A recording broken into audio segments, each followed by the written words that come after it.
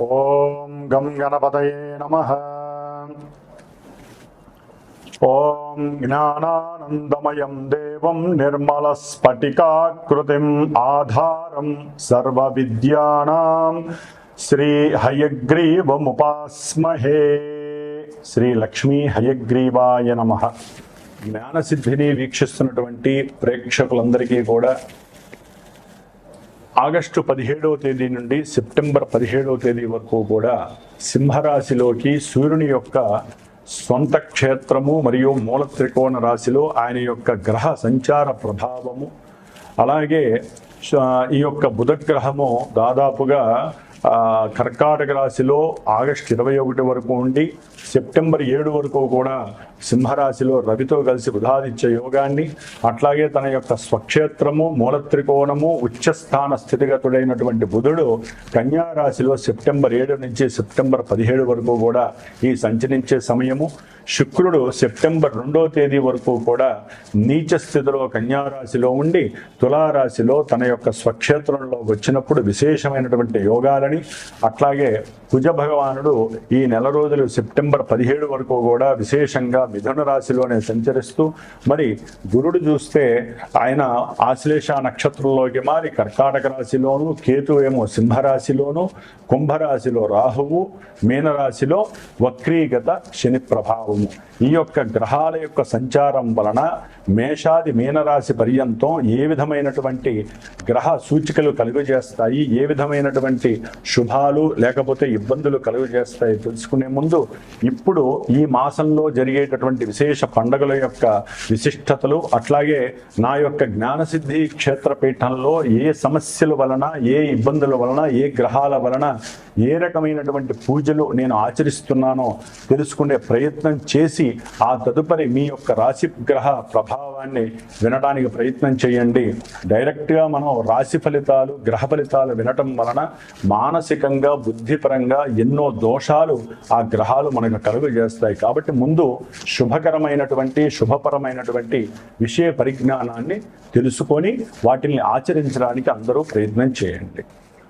జ్ఞానసిద్ధిని వీక్షిస్తున్నటువంటి ప్రేక్షకులందరికీ కూడా శ్రావణ మాసం శుభాకాంక్షలు. ఈ యొక్క శ్రావణ మాసంలో మనకి గ్రహాలలో మార్పే కాకుండా మరి ఈ ఆగస్టు 14వ తేదీ నుండి కూడా, అంటే దాదాపుగా 13వ తేదీ నుండి కూడా విశేషమైనటువంటి శ్రావణ మాసం పండుగలు ప్రారంభం అవుతున్నాయి. శ్రావణ మాసంలో 14వ తారీఖున మొదటి శుక్రవారం ప్రారంభమై 21 రెండవ శుక్రవారము, శ్రావణ పౌర్ణమి 28వ తేదీ.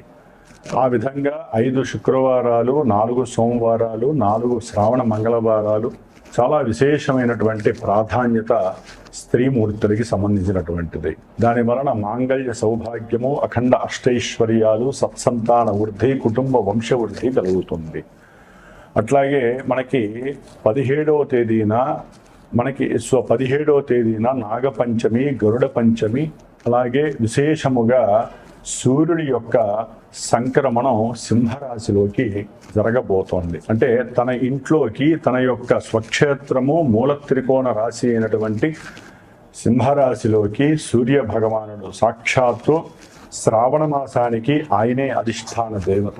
మరి ఆ మహానుభావుడు తన యొక్క సొంత ఇంట్లో వచ్చినప్పుడు అన్ని రాశుల వారికి, అన్ని నక్షత్రాల వారికి జరుగుతున్న దశ అంతర్దశలన్నీ కూడా అనుకూలించాలని ఆశిస్తూ, అట్లాగే శ్రావణ పౌర్ణమి విశేషముగా ఈ నెల ఆగస్టు 28వ తేదీన మరి అదే రోజున స్వామివారు మనకి జ్ఞానాన్ని భిక్షగా అందించజేసేటటువంటి హయగ్రీవుని యొక్క జయంతి అంటే ఉత్పత్తి. అట్లాగే గాయత్రి జయంతి, వేదాలకి మూలము ఆవిడే అన్నమాట. గాయత్రీదేవి యొక్క జన్మదినోత్సవం, అట్లాగే రాఖీ పండగ, అట్లాగే ఆగస్టు 31వ తేదీన సంకష్టహర చతుర్థి. మనకున్నటువంటి ఎన్నో వ్యాపార నష్టాలు, ధన నష్టాలు, అట్లాగే బుద్ధిహీనత్వం కలిగినటువంటి మాట తీరులో తేడాలు, వీటి వలన ఎన్నో ఇబ్బందులు ఎదుర్కోవడానికి ఆ యొక్క గణపతి యొక్క అనుగ్రహము లభించేటటువంటి శ్రావణ మాసం. కాబట్టి శ్రావణ మాసంలో ఇన్ని విశేషమైనటువంటి పండగలతో పాటుగా అందరూ తెలుసుకోవాల్సిన విషయము శ్రద్ధగా వినండి. ఎందుకంటే మేషాది మీనరాశి పర్యంతం విషయ పరిజ్ఞానం ఒకటైతే గనక అసలు మనకి అంతరిక్షంలో ఏం జరుగుతుందో తెలియకుండా ఎంతసేపటికి భూలోకంలో మన రాశిది, మన నక్షత్రం ఇది, మనకి ఈ బాధలు జరుగుతున్నాయి అని కాకుండా ఏ గ్రహం వలన ఏ సమస్యలు కలుగుతాయి, వాటికి ఏదైనా పరిష్కారం ఆచరిస్తే శుభం జరుగుతుందా అని ముందుగా మనం అందరం కూడా ఆలోచించాల్సినటువంటి విషయం. ఈ యొక్క ఆగస్టు 2వ తేదీన కుజుడు వృషభ రాశిలోంచి మరి మిథున రాశిలోకి శత్రుక్షేత్రంలోకి ఆయన మారినటువంటి రోజు. ఆయన ఆగస్టు 12వ తేదీ అమావాస్య రోజున మరి పాప నక్షత్రమైనటువంటి రాహు నక్షత్రం ఆరుద్ర నక్షత్రంలోకి ప్రవేశిస్తాడు. అట్లాగే రాహుగ్రహము ఆగస్టు 2వ తేదీన అదే కుంభరాశిలో ఉంటూ తన యొక్క సొంత నక్షత్రమైనటువంటి శతభిష నక్షత్రంలోంచి ధనిష్ట నక్షత్రం, పాప నక్షత్రము, శత్రు నక్షత్రమైనటువంటి కుజ నక్షత్రంలోకి మార్పు జరిగింది.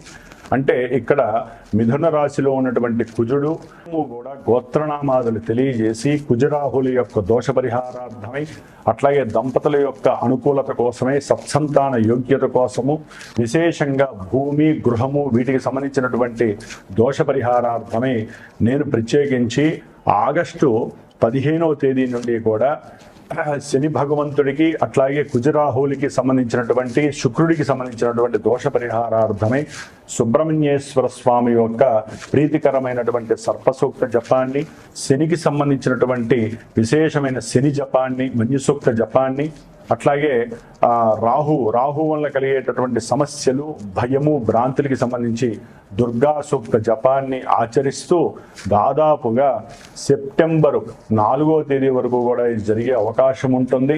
తరువాత కుక్కే సుబ్రహ్మణ్యేశ్వర స్వామి దగ్గరికి వెళ్ళి ఈ 18 రోజులు ఎవరి పేరు మీద అయితే కనుక స్వామివారు అంటే చిన్న సుబ్రహ్మణ్యేశ్వర స్వామి వారి యొక్క పంచలోహ విగ్రహాన్ని ఆయనకి అభిషేకం చేసి ఆరాధన చేసి దారాదత్తం చేస్తాము. ఆ యొక్క రక్షని స్వామివారి దగ్గర పూజ చేసి కుకే సుబ్రహ్మణ్యేశ్వర స్వామి దగ్గర ఎవరైతే గోత్రనామాలు నాకు ఇచ్చి నేను 18 రోజులు వారి యొక్క శ్రేయస్సు కోసము, సంతానం కోసము, గృహయోగ్యం కోసము ఏవైతే కోర్టు సమస్యల వలన ఇబ్బందులు పడుతున్నారో అవన్నీ నిర్వీర్యం కావడానికి, మీకు స్వలాభం కలగటానికి, ఆరోగ్యవంతులే ఉండటానికి నేను చేసే ఈ ప్రయత్నంలో ఎవరైతే సహకరిస్తారో వారికి ప్రత్యేకించి హోమం చేసి ఆ హోమద్రవ్యాన్ని పంపిస్తాను. ప్రతిదీ కూడా మీ అందరికీ అప్డేట్ ఉంటూ ఉంటుంది నేను చేసే ప్రతి పూజ కూడా.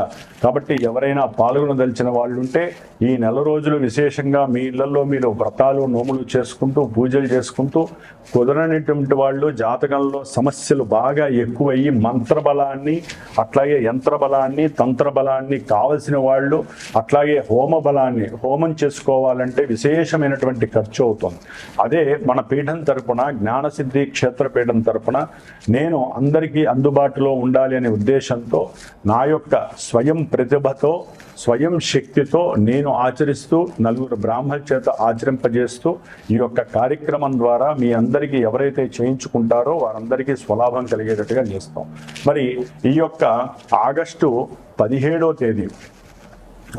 17వ తేదీన సూర్యుడు సింహరాశిలో సంక్రమణం చేసి సెప్టెంబర్ 17వ తేదీ వరకు కూడా ఆ మహానుభావుడు సింహరాశిలో ఉండటం వలన మేషాది మీనరాశి పర్యంతం ఎవరికి ఎటువంటి శుభాలు కలుగుతాయి, ఎవరు ఏ విధంగా జాగ్రత్త పడాలో తెలుసుకుందాం. వృషభ రాశి వారికి ఆగస్టు 17 నుంచి సెప్టెంబర్ 17 వరకు కూడా సూర్యుడి యొక్క చతుర్థ స్థాన ప్రభావం వలన చతుర్థ స్థానంలో ఆల్రెడీ కేతు ఉన్నాడు. అట్లాగే ఆగస్టు 21 నుంచి సెప్టెంబర్ 7 వరకు బుధుడు కూడా ప్రవేశిస్తున్నాడు. కాబట్టి విద్యార్థులు కనుక సరైన ఏకాగ్రత కేంద్రీకృతం చేసి నేను అనుకున్నది ఏదైనా సాధిస్తాను అని వాళ్ళ మీద వాళ్ళు అధికారయుక్తంగా ప్రవర్తన నియమావళిని కనుక ప్లాన్ చేసుకున్నట్లయితే సరైనటువంటి విద్యాభ్యాసంలో మీరు ముందుకు వెళ్ళటానికి అవకాశాలు ఉన్నాయి.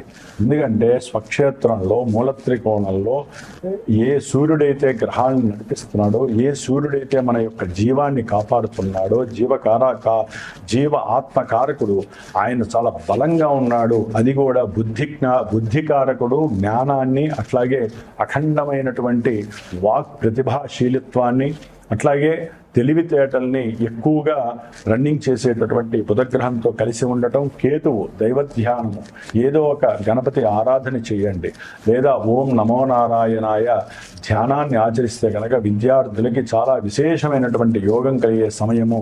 కాకపోతే సరైన ఏకాగ్రత పెట్టకపోయినా, జన్మజాతకాలలో సరైనటువంటి దశలు అంతర్దశలు జరగకపోయినా, విద్యాభ్యాసంలో ఆటంకాలు కలిగితే సరైనటువంటి ప్రతిభాశీలత్వాన్ని కనపరచలేరు. అట్లాగే విదేశీయాగా ఉన్నా కూడా అవి కూడా ఈ చదువు ద్వారా ఆటంకం కలిగే అవకాశం ఉంటుంది. అట్లాగే తల్లి యొక్క ఆరోగ్యం పట్ల వృషభ రాశి వారు కొంత జాగ్రత్త పడటం చాలా మంచిది. ఆవిడికి ఏ సమయంలో ఏం కావాలో అందించడానికి ప్రయత్నం చేయండి. అట్లాగే ధనాధిపతి అయినటువంటి బుధుడు రవితో కలిసి ఉండటం ద్వారా ఎవరైనా సరే గృహం ఉంటే ఆ గృహం ద్వారా ఆగిపోయినటువంటి ధనము విపరీతంగా కలిసి రావటము, ఏదైనా భూములు ఉంటే ఆ భూములకి సంబంధించినటువంటి వ్యవహారాలలో చక్కగా విశేషంగా వీరికి ఆ ధనము కలిసి రావటము, కోర్టుకు సంబంధించి ఏదైనా గృహపరమైనటువంటి ఇష్యూస్లో మేనరిక బంధుత్వాల ద్వారా కానీ, తెలిసిన వాళ్ళ ద్వారా కానీ, ఉద్యోగ వ్యవస్థల ద్వారా కానీ ఏదైనా సరే ఆగిపోయినటువంటి ధనము కానీ, లేకపోతే భూ వ్యవస్థకి సంబంధించిన విషయాలలో వీరికి తీవ్రమైనటువంటి ధనము లభించే అవకాశం ఆకస్మికంగా జరగటానికి అవకాశం ఉంటుంది. కొంతమందికి అయితే కనుక స్త్రీలకి గర్భవిచ్ఛిన్న దోషాలు జరగటానికి అవకాశం ఉంటుంది. 4వ స్థానంలో పాపగ్రహమైనటువంటి రవి, కేతు ఉండటం మంచిది కాదు.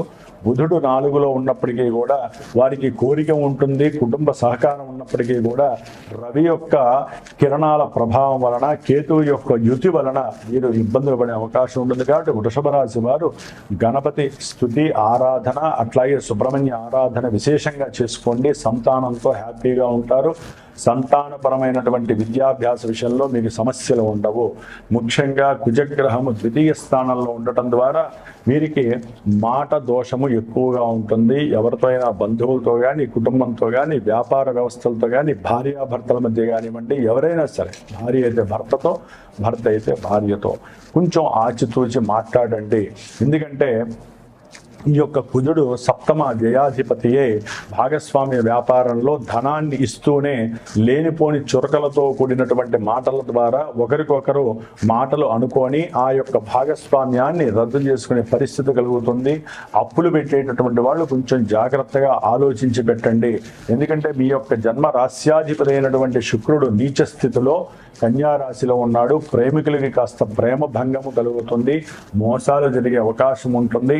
అట్లాగే ఎవరైతే కోర్టు వ్యవస్థల నుంచి భార్యాభర్తలు కాస్త రిలీఫ్ అవుదాము, విడాకులు అయిపోతున్నాయి అనుకునే టైంలో అవి మళ్ళీ పోస్ట్ పోన్లు పడే అవకాశం. ఎందుకంటే లాభంలో శని వక్రించాడు కాబట్టి వృషభ రాశి వారికి జూలై 27 వరకు ఒకలా ఉంది, అయిపోతుంది అనుకుంటే ఈ జూలై 28 నుంచి కూడా మరి శుక్రుడు కూడా ఇప్పుడు నీచ స్థితిలో ఉండటం వలన వీరికి భార్యాభర్తలకి సంబంధించిన విడాకుల విషయంలో మంచి జరగాల్సి పోయి మళ్ళీ పోస్ట్ పోన్ అవుతుంది శని శుక్రుడిని చూడటం ద్వారా. అట్లాగే కుజుడు కూడా 12వ స్థానాధిపతి శుక్రుడిని చూడటం ద్వారా కంపల్సరీ పోస్ట్ పోన్ అయిపోయి మానసికంగా నిర్వేదం పొందే అవకాశం ఉంటుంది. కాబట్టి ఈ విధంగా ధనపరంగా కుజుడు బాలేదు, అట్లాగే శుక్రుడు అస్సలు బాలేదు. సెప్టెంబర్ 2 వరకు కూడా కొన్ని ఆలోచనలు, వీరు పిచ్చి పిచ్చి ఆలోచనలు, లేనిపోని దుర్వ్యసనాల వైపుకి వెళ్ళే అవకాశము, స్త్రీల యందు సరిగ్గా ప్రవర్తించకపోవడం జరగడానికి అవకాశం ఉంటుంది. కొంతమందికి ఆరోగ్యరీత్యా బాగుంటుంది. ధనపరంగా జన్మజాతకాలలో కనుక శుక్రుడు పాపి అయితే ఇక్కడ నీచ స్థితిలో పడి కొంతవరకు వీరిని సేవ్ చేస్తారు.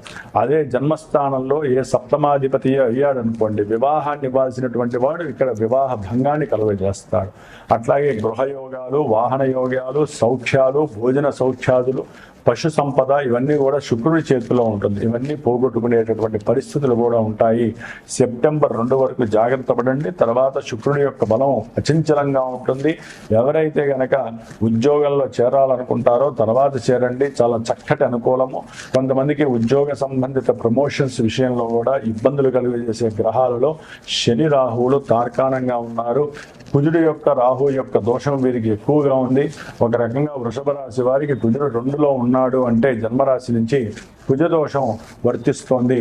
జాతకంలో గనక ఇదే కుజదోషం ఉన్నట్లయితే, రాహుదోషం ఉన్నట్లయితే వీరికి కుటుంబంలో వివాదాలు తప్పవు, మాట వలన కమ్యూనికేషన్స్ దెబ్బతింటాయి, ఆర్థికంగా వ్యాపారపరంగా నష్టపోయే అవకాశాలు ఉంటాయి. కాబట్టి వృషభ రాశి వారు సాధ్యంత వరకు శ్రీ సూక్త జప పారాయణ చేయించండి, లేకపోతే చండీ హోమాదులు చేయించండి. అట్లాగే మీరు కనకదార స్తోత్రాన్ని చదవండి, లక్ష్మీదేవికి ఎక్కువ ఆరాధన చేయండి.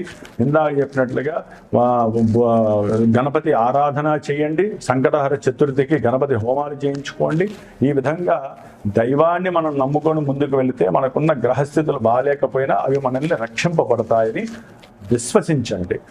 ఓం నమః శివాయ.